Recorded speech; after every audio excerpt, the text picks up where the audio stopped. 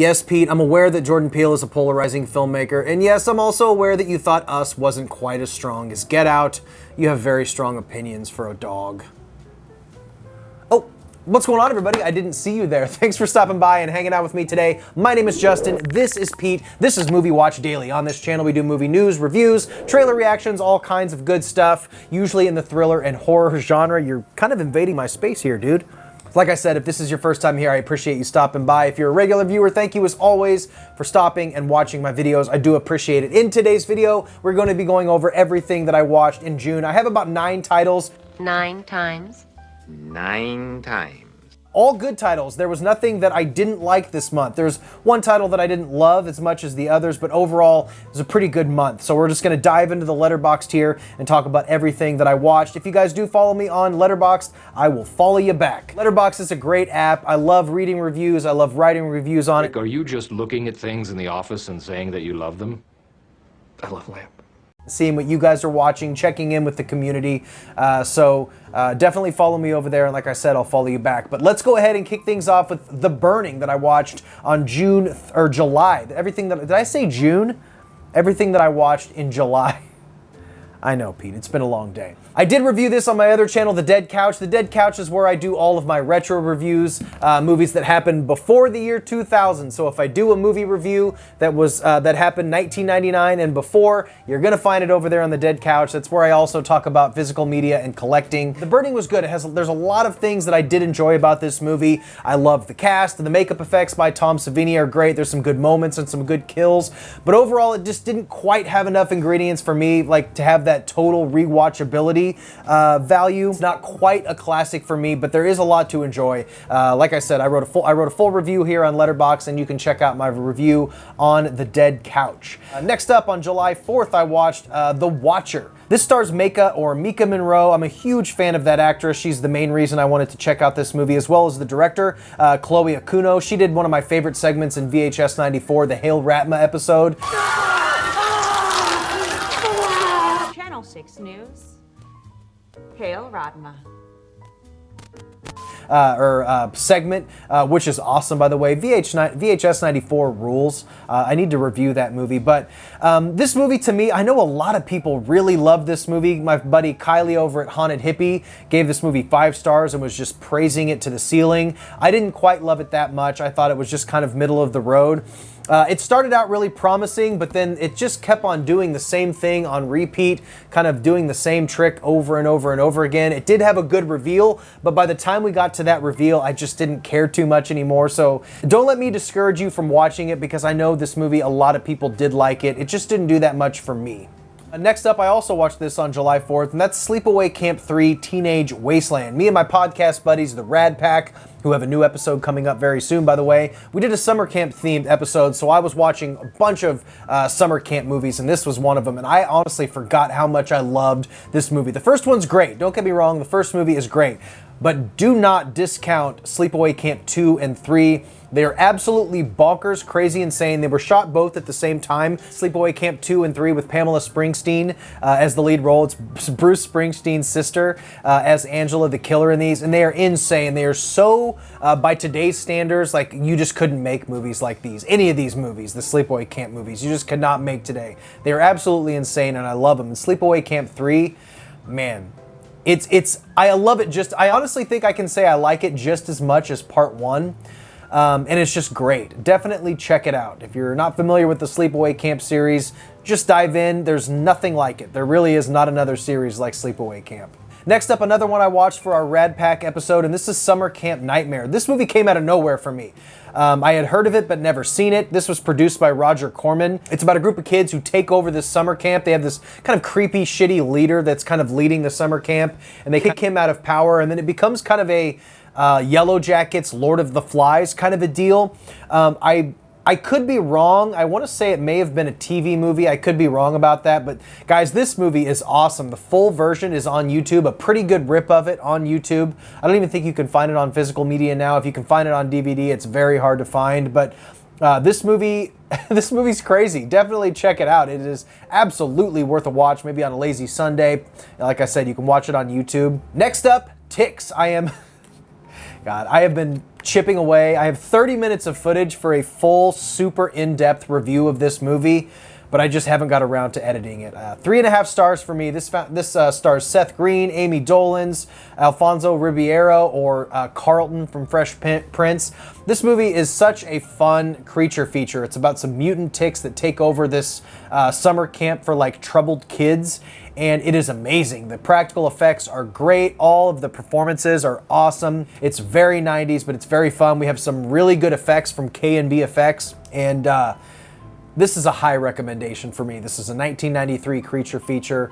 It's amazing. Check it out. It's awesome. Next up, Blades. This was a movie that's kind of a, I guess in a way, it's kind of a shot-for-shot parody or send-up to the movie Jaws. It is kind of, if you put the movies side by side, certain iconic scenes happen at the same beats in this movie, but instead of a shark, it's about a possessed killer lawnmower at a golf course. This is a Troma acquisition, so it has a Troma banner at the front. Not quite as gnarly as like a classic Troma film, but it is a lot of fun. It's a little slow at times. Definitely worth a one-time watch. I didn't love it. I gave it 2 stars. I don't want to call it a dud because it is enjoyable, but it's not a movie that I'm going to rush back to watch again. It's worth a one-time watch, I'll say that. Next up, Jordan Peele's Nope. I did a full in-depth review of this one. It is a spoiler-free review, so if you haven't seen Nope and you want to check out my thoughts on that, I'll link that review down below. This movie it's another banger from Jordan Peele. It really is. He continued with this movie to do something that I've never quite seen before done on screen. The guy just has a knack for cinematography and telling stories, setting up a movie in a certain way and then paying it off at the end in a way you weren't expecting. I love the way he misleads you and subverts your expectations. When he begins a movie, it ends up in a completely different spot than what you thought it was going to end up in, and I really enjoyed Nope. I know some people didn't like it as much as some of his other films. I think I liked this a bit more than Us. It's not quite as good as Get Out. I think Get Out is still his current masterpiece, but Nope is a close second. It's awesome. Next up, White Hot, the Rise and Fall of Abercrombie & Fitch. If you ever wanted to know everything there was to know about Abercrombie & Fitch, this is the documentary for you. It's not high art. It's not a super riveting documentary. It's not like some crazy true crime shit, but it was a pretty shady company. This is a company that I had no idea had been around for 100 or 200 years. I had no idea it had been around that long. It was sort of this dinosaur company that was rebranded in the 90s and shoved to the youth with a bunch of sex appeal and crazy, insane sexual marketing. A lot of folks remember how big Abercrombie & Fitch was in the 90s, the stores and the malls, when you walked by them and you smelled the cologne that they pumped out into the mall. It's pretty gnarly. But they also had a lot of shady shit that went down that I wasn't really aware of at the time. I think a lot of us haven't really thought about Abercrombie & Fitch in at least a decade, but the documentary is different. It's done in a really, I think the way the documentary is produced in a really kind of poppy, kind of surface level kind of production style that I think maybe took away from it a little bit, and a lot of the people that they focus on in the documentary aren't very likable, which took away from it as well. But nevertheless, all of the information is pretty fascinating, and the history of the company is definitely interesting. It's worth a watch for sure. I think this is on, I think I watched this on Netflix. And finally, this was a rewatch, and this is Everything Everywhere All at Once. This is probably will be my favorite movie of the year. It's probably a toss-up for my favorite movie of the year, going head-to-head with The Northman and maybe The Munsters. Maybe The Munsters will end up being my favorite movie of the year. Who knows? I know, Pete. I'm kidding. Just watch this movie. Just watch it immediately. It's streaming right now. It is probably the best movie you'll watch all year. It really is kind of an impossible movie to describe on its surface. But it's about this middle-aged woman who has a lot of regrets in her life, and she somehow enters this multiverse where every path in life that she started but didn't fully chose actually branched off and created all of these different multiverses.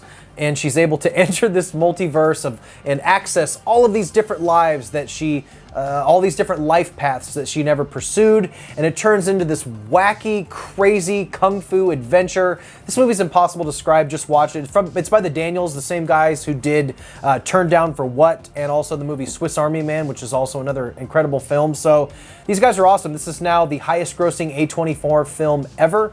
It's grossed over over $100 million, I think, on a $25 million budget.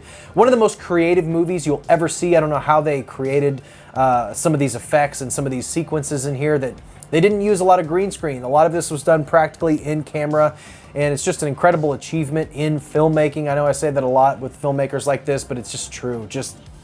I urge you to watch this. I don't know how I didn't give this 5 stars. I may need to go back and change this to at least 4.5. It's a lot to be a perfect movie. Every movie have its flaws. There's very few perfect movies, but I could probably bump this up to 4.5. And you know what? I'm going to edit this right now. This is going to be a 4.5. There we go. It's now officially 4.5.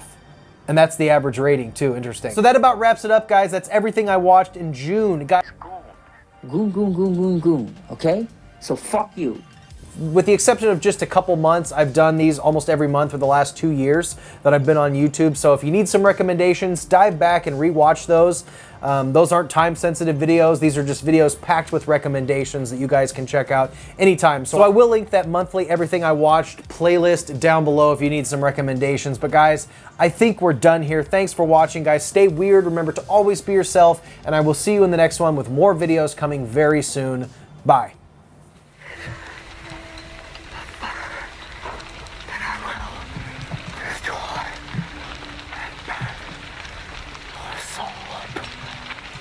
Ancient spirit of evil.